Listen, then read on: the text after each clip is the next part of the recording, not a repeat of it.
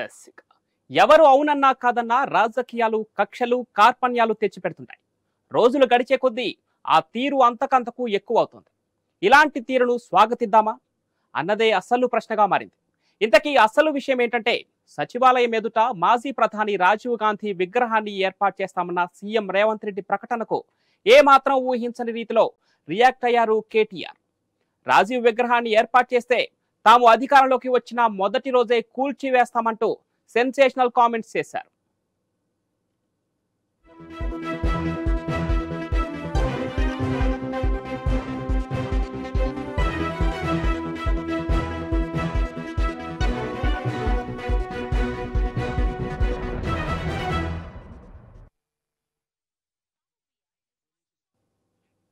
ఇప్పటి వరకు తెలంగాణలో కనిపించని సరికొత్త కల్చర్ను కేటీఆర్ తన మాటలతో తీసుకొస్తున్నారా అంటున్నారు కాంగ్రెస్ నేతలు. అధికారం చేజారిన తర్వాత నుంచి కేటీఆర్ మాట తీరులో మార్పు వచ్చేసిందంటూ రివర్స్ అటాక్ చేస్తున్నారు. అవసరానికి మించిన ఆవేశాన్ని ప్రదర్శిస్తున్న కేటీఆర్ తానా అంటే తందానా అనేందుకు సిద్ధంగా ఉండే మరికొందరు గొంతు కలుపుతున్నారంటూ ఎదురుదాడికి దిగుతున్నారు. రాజీవ్ గాంధీకి తెలంగాణకు ఏమాత్రం సంబంధం ఉందంటూ కొత్తలా పాయింట్ను తెర మీదకు తెస్తున్నారంటూ విమర్శనాస్త్రాలు సంధిస్తున్నారు.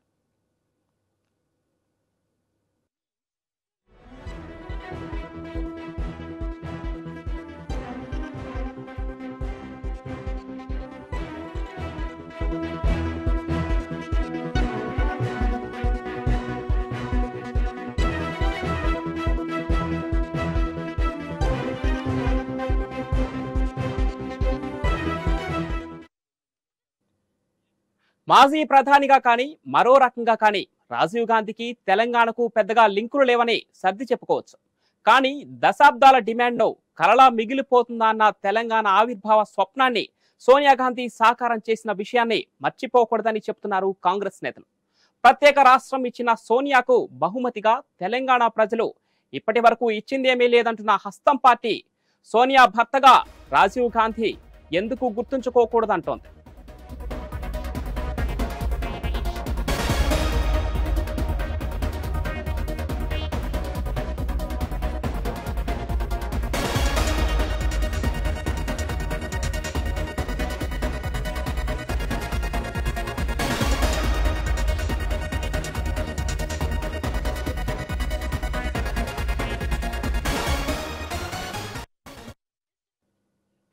తెలంగాణ సాకారానికి వీలుగా తానే అంతా అయి నడిచిన సోనియమ్మ పట్ల కృతజ్ఞతను ప్రదర్శించే ఏ చిన్న అవకాశాన్ని ఎందుకు వదులుకోవాలి?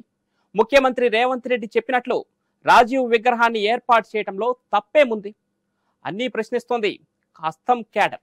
కానీ కేటీఆర్ మాత్రం రాజీవ్ విగ్రహాన్ని ఏర్పాటు చేస్తే అధికారంలోకి వచ్చిన తొలి రోజే కూల్చేస్తామన్న మాటలు ఏమాత్రం మంచివి కావన్న చర్చ పొలిటికల్ సర్కిల్స్ లో జరుగుతోంది. కానీ నిత్యం ఏదో ఒకటి మాట్లాడాలి, తాను సంచలనంగా మారాలన్నట్లుగానే కేటీఆర్ మాటలు ఉన్నాయంటున్నారు కాంగ్రెస్ నేతలు. మరి దీనికి గులాబీ రియాక్షన్ ఎలా ఉంటుందో వేచి చూడాలి.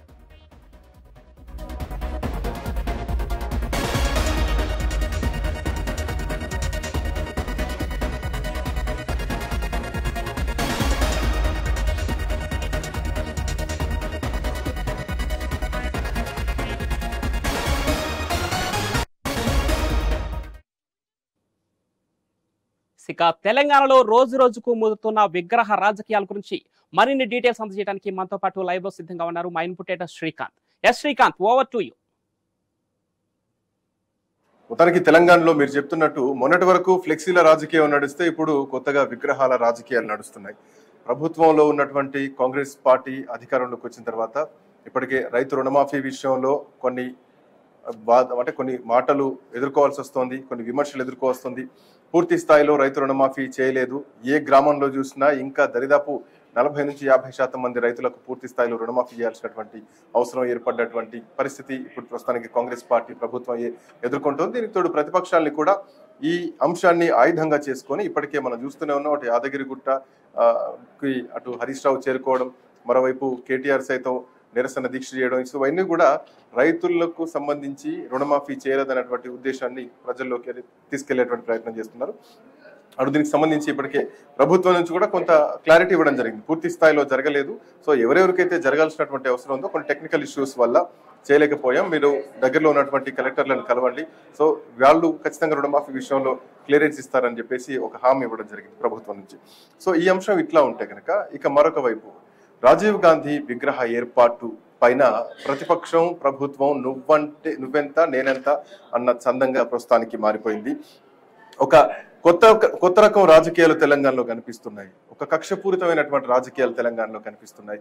ఖచ్చితంగా రాజీవ్ గాంధీ విగ్రహాన్ని సెక్రటేరియట్ లో పెడతామంటూ ముఖ్యమంత్రి రేవంత్ రెడ్డి పెడుతుంటే అసలు రాజీవ్ గాంధీకి తెలంగాణకు ఏం సంబంధం, తెలంగాణకు సంబంధించి రాజీవ్ గాంధీకి ఏమైనా కనీసం ఒక మాట అయినా ఆ రోజు మాట్లాడారా అని చెప్పేసి ఇటు ప్రతిపక్ష బీఆర్ఎస్ పార్టీ కూడా అంతే ఎత్తున అంతే పెద్ద స్థాయిలో మాట్లాడుతున్నారు.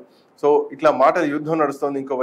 ఇంకోవైపు కేటీఆర్ ఒక అడుగు ముందుకేసి మా ప్రభుత్వం రాగానే ఖచ్చితంగా మొదటి రోజే రాజీవ్ గాంధీ విగ్రహాన్ని కూలగొడతాం, మర్యాదపూర్వకంగా సాగనంపుతాం, ఎక్కడికి పంపించాలో అక్కడికి పంపించేస్తాం అంటూ మాట్లాడుతున్నటువంటి పరిస్థితి. సో ఇక్కడ అంటే రాజకీయం చూసుకుంటే కనుక ప్రజల్ని డైవర్ట్ చేస్తున్నారు. ప్రతిపక్షంలో ఉన్నటువంటి వాళ్ళు రైతు రుణమాఫీ విషయంలో చాలా స్ట్రైట్ ఫార్వర్డ్ క్వశ్చన్ చేస్తున్నట్టు క్రమంలో రాజీవ్ గాంధీ విషయంలో ఒక అడుగు ముందుకేసి నోరు జారారా అన్నది మాత్రం స్పష్టంగా కనిపిస్తోంది. ప్రభుత్వంలో ఉన్నప్పుడు ఏ ప్రభుత్వం అయినా కానీ వాళ్ళ మార్క్ ఐడెంటిటీ చూపించుకోవడానికి కొన్ని నిర్ణయాలు తీసుకుంటా ఉంటాయి. ఈవెన్ సెక్రటేరియట్ ఏ ప్రభుత్వంది కాదు, గత ప్రభుత్వంలో కేసీఆర్ది కాదు సెక్రటేరియట్, ఈ ప్రభుత్వంలో ఉన్నప్పుడు రేవంత్ రెడ్డిది కాదు, అదొక ప్రజలకు సంబంధించినటువంటి కార్యాలయం, అదొక సచివాలయం. దాంట్లో అందరు మంత్రులు ముఖ్యమంత్రులు ఎవరున్నా కానీ అధికారంలో వాళ్ళంతా అందుబాటులో ప్రజలకు అందుబాటులో ఉండేటువంటి ఒక కార్యాలయం అని చెప్పాలి. సో దాంట్లో తెలంగాణ తల్లి విగ్రహాన్ని ఇంతకాలం 10 ఏళ్ల తెలంగాణలో ఎందుకు ఒకసారి కనీసం విగ్రహం పెట్టలేదు అంటూ రేవంత్ రెడ్డి ప్రశ్నిస్తున్న క్రమంలో రాజీవ్ గాంధీ విగ్రహాన్ని పెడితే ఖచ్చితంగా అంటే కాంగ్రెస్ పార్టీ దీన్ని పేటెంట్ రైట్ లాగా వాడుకుంటోందా అంటూ బీఆర్ఎస్ పార్టీ క్వశ్చన్ చేసుకుంటే సెక్రటేరియట్ ఏమి బీఆర్ఎస్ పార్టీ పేటెంట్ రైట్ కాదు కదా అని చెప్పేసి కాంగ్రెస్ పార్టీ క్వశ్చన్ చేస్తున్నటువంటి క్రమం. సో ఈ రెండు అంశాల్లో ప్రజలకు పెద్దగా ఉపయోగం లేకపోయినా కానీ దీంట్లో ఒకరి మార్క్ ఒకరు చూపించుకునేటువంటి ప్రయత్నం చేస్తున్నారని చెప్పడంలో ఎట్లాంటి సందేహం లేదు. సో మరి ముఖ్యంగా రేవంత్ రెడ్డి వర్షన్ ఒకసారి చూస్తే కనుక తనకంటూ ఒక మార్క్ ప్రత్యేకమైనటువంటి మార్క్ పాలన దిశగా ఆయన వెళ్తున్నారు స్పష్టంగా కనిపిస్తోంది. గతంలో కూడా కొన్ని లీకులు ఇవ్వడం జరిగింది, రాజముద్రలో మార్పు చేస్తాం అంటూ కూడా కొన్ని లీకులు ఇవ్వడం జరిగింది. సో ప్రస్తుతానికి ఆ విషయంలో కొంత వెనకడుగు వేసినా కానీ తెలంగాణ సంబంధించినటువంటి రాష్ట్ర గేయం విషయంలో కూడా కొన్ని మార్పులు చేయడం జరిగింది. అది కూడా కొంతవరకు అంటే ప్రజా యాక్సెప్టెన్సీ పబ్లిక్ యాక్సెప్టెన్సీ పెద్దగా రాకపోయినా కానీ ఒక పాట విషయంలో మాత్రం ఆయన ఒక అడుగు ముందుకేసి దాన్ని అనుకున్నట్టుగా తన నిర్ణయాన్ని ప్రజల్లోకి తీసుకెళ్లగలిగారు. బట్ ఇప్పుడు మళ్ళీ సెక్రటేరియట్ లో రాజీవ్ గాంధీ విగ్రహ ఏర్పాటుకు సంబంధించినటువంటి విషయంలో కూడా రేవంత్ రెడ్డి అదే స్పీడ్ గా వెళ్తున్నారు. కేటీఆర్ ఇచ్చినటువంటి సమాధానానికి కౌంటర్ గా ఎవరైనా విగ్రహం జోలికి వస్తే విగ్రహం మీద చేయేస్తే ఖచ్చితంగా వీపులు పగులుతాయంటూ కూడా కొన్ని పరుష పద్ధతులు ఎప్పటికీ అంటే రేవంత్ రెడ్డి మాట విధానం అట్లానే ఉంటుంది. మరి ముఖ్యంగా కేసీఆర్ ఫ్యామిలీ నుంచి ఎవరు మాట్లాడినా కానీ ఈ రకమైనటువంటి పదజాలాన్ని ఆయన యూజ్ చేస్తూ ఉంటారు. సో అట్లాంటి భాష ఇప్పుడు రేవంత్ రెడ్డి మాట్లాడుతున్నారు. సో అదొక రెచ్చగొట్టే అట్లాంటి చర్యలు మాత్రం ప్రతిపక్షం నుంచి అట్ ది సేమ్ టైం ప్రభుత్వం నుంచి కూడా రెచ్చగొట్టుకునేటువంటి రాజకీయాలు ఇక్కడ స్పష్టంగా కనిపిస్తున్నాయి. దీంట్లో భాగంగా ఏదేమైనా కానీ రాజీవ్ గాంధీ విగ్రహాన్ని ఏర్పాటు చేస్తాం, దీనికి సోనియా గాంధీని పిలుస్తాం, రాహుల్ గాంధీని పిలుస్తాం, మల్లికార్జున ఖర్గేను పిలుస్తాం అంటూ కూడా రేవంత్ రెడ్డి ఆహ్వానించడానికి సిద్ధమవుతున్నారు. దీంట్లో భాగంగా ఆయన ఢిల్లీకి కూడా పయనమవుతున్నారు. రేవంత్ రెడ్డితో పాటు భట్టి విక్రమార్క కూడా ఢిల్లీకి వెళ్ళబోతున్నారు. సో ఇట్లా నేపథ్యంలో మంత్రివర్గ విస్తరణతో పాటు ఇంకా పిసిసి అధ్యక్ష పదవికి సంబంధించినటువంటి అంశాలను కూడా ఈ భేటీలో చర్చించేటువంటి అవకాశాలు ఎక్కువ కనిపిస్తున్నాయి. రాజీవ్ గాంధీ విగ్రహ ఏర్పాటుకు సోనియా గాంధీని తీసుకురావాలి, సోనియా గాంధీతో ఆవిష్కరించాలన్నటువంటి ఉద్దేశంతో వెళ్తున్నారు. రాజీవ్ గాంధీ విషయంలో కూడా వాళ్ళు చాలా క్లియర్ గా చెప్తున్నారు. రాజీవ్ గాంధీ ఒక తెలంగాణ రాష్ట్రానికి పరిమితమైనటువంటి వ్యక్తి కాదు, పూర్తి భారతదేశానికి చెందినటువంటి వ్యక్తి. ఒక హైటెక్ భారతదేశంగా మార్చారు, టెక్నాలజీని భారతదేశంలో పెంచినటువంటి వ్యక్తి, ఒక ఇండస్ట్రీని పరిచయం చేసినటువంటి వ్యక్తి రాజీవ్ గాంధీ. అట్లాంటి మహనీయుని స్మరించుకోవడం తప్పేం కాదు. మరి ముఖ్యంగా కాంగ్రెస్ పార్టీ ఖచ్చితంగా స్మరించుకోవాల్సినటువంటి అవసరం ఉంది. ఎందుకంటే తెలంగాణ రాష్ట్రాన్ని ఇచ్చినటువంటి పార్టీగా కాంగ్రెస్ పార్టీకి పేరుంది కాబట్టి ఖచ్చితంగా తెలంగాణ తల్లి సోనియా గాంధీ, తెలంగాణ ఇచ్చినటువంటి తల్లిగా కాంగ్రెస్ పార్టీ సోనియా గాంధీని భావిస్తూ ఉంటారు. సో తెలంగాణ ఇచ్చింది కాంగ్రెస్ పార్టీ అంటూ కూడా గతం నుంచి ఒక నానుడు తెలంగాణలో ఉంది. ఇక్కడ మరొక అంశం కూడా ప్రధానంగా చర్చించుకోవాల్సిన అవసరం ఉంది. మీరు చెప్పినట్లు ప్రధాన ప్రతిపక్షంగా కేటీఆర్ అయితే దీన్ని గట్టిగా వ్యతిరేకిస్తున్నట్టు తెలుస్తుంది. తెలంగాణ ప్రజానికం కూడా దీన్ని అంతా గమనిస్తుంది. అయితే ఇదే నేపథ్యంలో ప్రజా కవులు, ప్రజా ఉద్యమ నాయకులు లేదా ప్రజానాయకులు కొంతమంది అంటే ఉద్యమ కాలంలో ఉన్నటువంటి కొంతమంది నేతలు దీన్ని రాజీవ్ గాంధీ విగ్రహ ఏర్పాటును గట్టిగా వ్యతిరేకిస్తున్నారు, దీనిపై అభ్యంతరాలు తెలుపుతున్నారు. గోరేటి వెంకన్న కావచ్చు, ప్రొఫెసర్ హరగోపాల్ కావచ్చు, మల్లేపల్లి లక్ష్మి కావచ్చు, ఇట నందిని సిద్ధారెడ్డి కావచ్చు, ఇలాంటి చాలా మంది కవులు ప్రజానాయకులు దీన్ని వ్యతిరేకిస్తూ అభ్యంతరం తెలుపుతూ రాహుల్ గాంధీ కూడా లేఖ రాసినట్టు తెలుస్తుంది. దీనికి సంబంధించిన సమాచారం అంటే కొన్ని వర్గాల నుంచి తెలంగాణ ఉద్యమం చేస్తున్నటువంటి క్రమంలో కాంగ్రెస్ పార్టీ చాలా మంది విద్యార్థులు అమరులవ్వడానికి కారణం కాంగ్రెస్ పార్టీ చేసినటువంటి జాప్యం. కాంగ్రెస్ పార్టీ అసలు తెలంగాణ బిల్లు పాస్ చేస్తామని చెప్పి మళ్ళీ వెనకడుగు వేసినటువంటి క్రమంలో చాలా మంది ఉద్యమకారులు ఆ రోజు ఆత్మ బలిదానాలు చేసుకున్నటువంటి సందర్భాన్ని మనం చూసాం. సో అట్లాంటి కాంగ్రెస్ పార్టీ చివరి నిమిషంలో ఒక మహోద్యమం ఒక ప్రజ్వలంగా జరిగినటువంటి సందర్భంలో ఇక చేసేదేమీ లేక తలుపులు మూసి తెలంగాణ రాష్ట్రాన్ని ఆ రోజు ఇవ్వాల్సి వచ్చినటువంటి ఒక క్లిష్టమైనటువంటి పరిస్థితి వచ్చింది. సో తెలంగాణ ఉద్యమం అంత భారీగా జరిగింది. సో కాంగ్రెస్ పార్టీకి సంబంధించి మరి ముఖ్యంగా రాజీవ్ గాంధీ తెలంగాణకు ఏం చేశారు, తెలంగాణకు చేసినటువంటి మేలేంటి అనేది అసలు మెయిన్ తెలంగాణ ఉద్యమంలో సీమాంధ్ర పాలకులు నీళ్లు నిధులు నియామకాలు అన్నటువంటి విషయంలో ఆంధ్రాకు రాయలసీమకే తరలించకపోతున్నారు, నిధులన్నీ అటే వెళ్తున్నాయి, నీళ్లు అటే వెళ్తున్నాయి అన్నటువంటి ప్రధానమైనటువంటి ఉద్దేశంతో ఆ రోజు కాంగ్రెస్ పార్టీ పైన చాలా వ్యతిరేకత రావడం జరిగింది. సో ఆ రోజు కవులు కళాకారులు అంతా కూడా వ్యతిరేకించడం జరిగింది. సో ఈ రోజు కూడా మళ్ళీ ఆ ఉద్యమ భావజాలం ఎవరైతే ఉంటారో ఖచ్చితంగా ఉద్యమకారులంతా కూడా ఈ అంశం పట్ల వ్యతిరేకత చూపిస్తున్నారు, వ్యతిరేకిస్తున్నారు. బట్ ఏదేమైనా కానీ కాంగ్రెస్ పార్టీ ఇచ్చినటువంటి పేరు ఒకటి ఉంది, ఖచ్చితంగా ఒక పేటెంట్ రైట్ ని వాళ్ళు భావిస్తున్నారు కాబట్టి ఖచ్చితంగా ఏర్పాటు దిశగానే రేవంత్ రెడ్డి అయితే చాలా సీరియస్ గా వెళ్తున్నారు. ఖచ్చితంగా 600 సెక్రటేరియట్ లో రాజీవ్ గాంధీ విగ్రహాన్ని ఏర్పాటు చేస్తాం, విగ్రహం జోలికి ఎవరు వచ్చినా కానీ వాళ్ళ తాట తీస్తామంటే చాలా పరుష పదజాలంగానే వాడుతున్నారు. ఒక సీరియస్ రాజకీయం మాత్రం తెలంగాణలో నువ్వానేనా అన్నటువంటి పోటాపోటీగా నడుస్తుంది. ఒకవైపు విగ్రహం గురించి పోటాపోటీగా అటు కేటీఆర్ వర్సెస్ రేవంత్ రెడ్డి నడుస్తూ ఉంటే రుణమాఫీకి సంబంధించి హరీష్ రావు వర్సెస్ రేవంత్ రెడ్డి నడుస్తుంది. ఇప్పటికే హరీష్ రావు అన్ని దేవాలయాలు తిరగడానికి పాప ప్రక్షాళన దిశగా ఖచ్చితంగా పాప ప్రక్షాళన చేస్తామంటూ కూడా యాదగిరి గుట్టలో పాప ప్రక్షాళన పూజలు చేయడం జరిగింది. దానికి సంబంధించి ఇప్పటికే హరీష్ రావుకు నోటీసులు కూడా ఇవ్వడం జరిగింది. ఆ పూజలు చేసినటువంటి పూజారికి అక్కడ దేశపతి శ్రీనివాస్ కి వీళ్ళందరికీ కూడా నోటీసులు ఇవ్వడం జరిగింది. అంటే కొన్ని రూల్స్ అండ్ రెగ్యులేషన్స్ ప్రకారం మాడవీధుల్లో పాప ప్రక్షాళన పూజలు చేయకూడదు అంటూ కూడా దానికి సంబంధించిన టెంపుల్ సంబంధించినటువంటి ఈవో కొన్ని నోటీసులు కూడా ఇవ్వడం జరిగింది.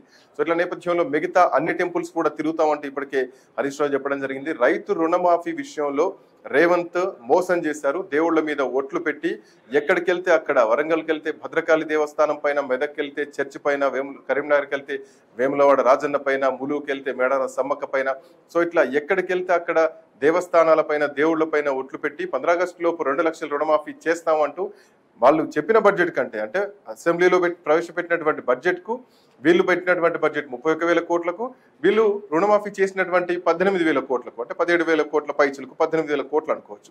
సో వీటికి ఎక్కడా కూడా పొంతన లేకపోవడం, మళ్ళీ పూర్తి స్థాయిలో రుణమాఫీ చేసినామని చెప్పేసి వీళ్ళే క్లెయిమ్ చేసుకుంటున్నారు. ఒకవైపు ముఖ్యమంత్రి రేవంత్ రెడ్డి 18,000 కోట్లు చేసినామంటారు, బట్టి విక్రమార్క 31,000 కోట్లు చేస్తామంటారు, ఉత్తమ్ కుమార్ రెడ్డి ఇంకా పూర్తి స్థాయిలో రుణమాఫీ జరగాల్సినటువంటి అవసరం ఉందంటారు.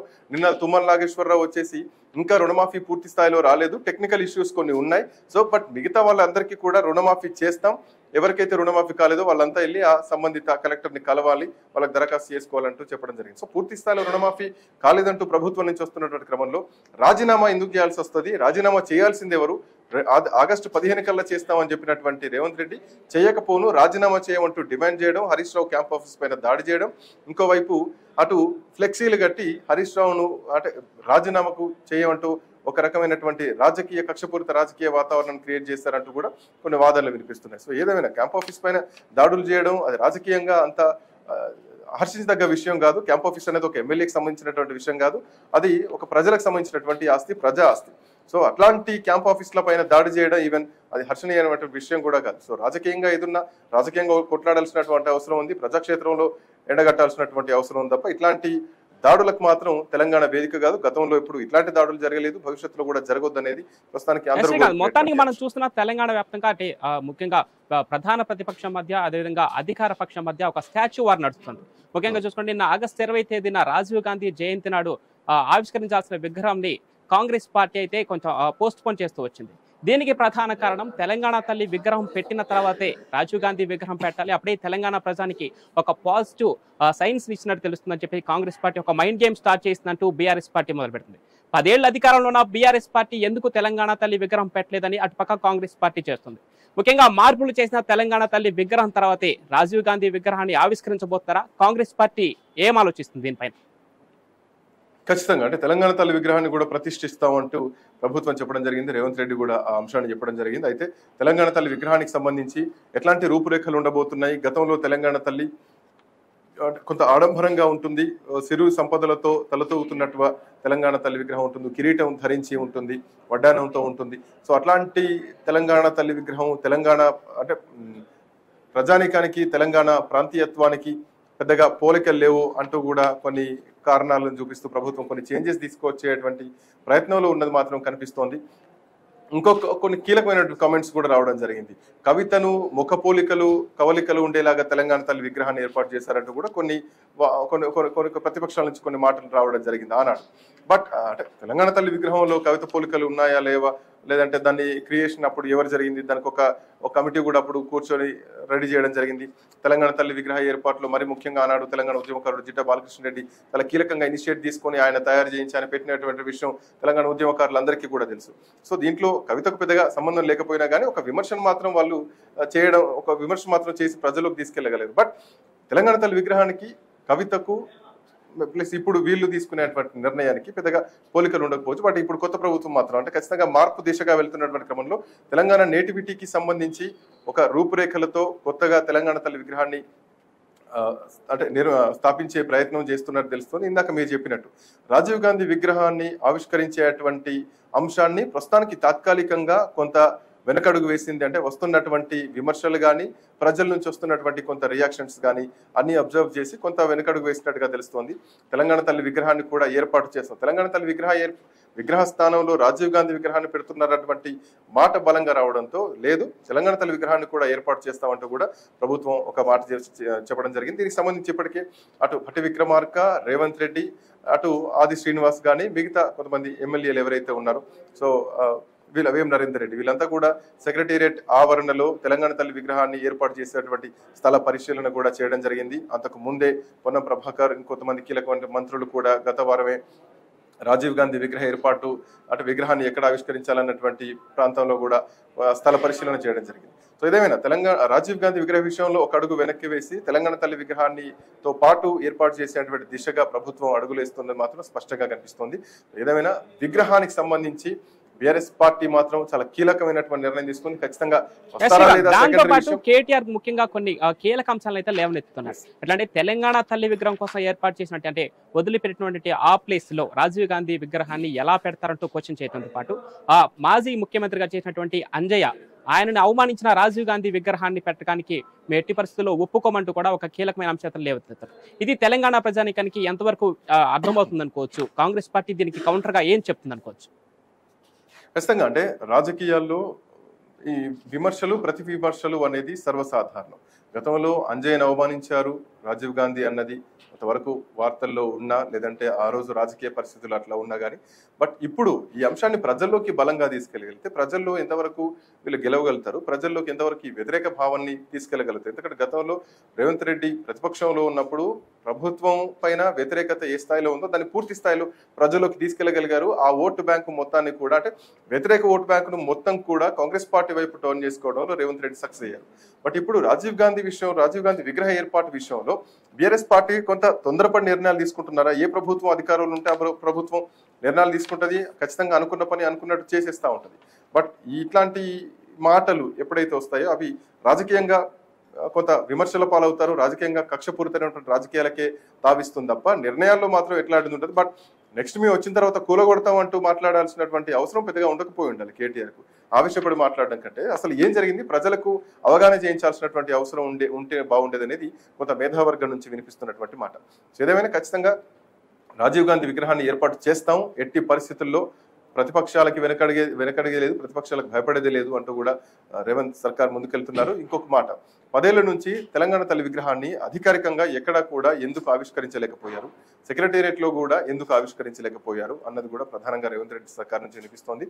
ఈసారి తెలంగాణ తల్లి విగ్రహాన్ని కూడా ఏర్పాటు చేస్తాం అంటూ కూడా రేవంత్ రెడ్డి చెప్పడం జరిగింది. బట్ రాజీవ్ గాంధీ విగ్రహ ఏర్పాటులో ఎట్టి పరిస్థితుల్లో వెనకడుగు వేసేది లేదు. సోనియా గాంధీని, రాహుల్ గాంధీని, మల్లికార్జున ఖర్గేని, అటు అంటే సోనియా గాంధీ కుటుంబ సభ్యులందరినీ కూడా తీసుకొస్తాం, ఆవిష్కరిస్తాం అంటూ కూడా ఖచ్చితంగా బల్లగుద్ది చెప్తోంది ప్రభుత్వం. Pavan right, thanks for the update Srikanth.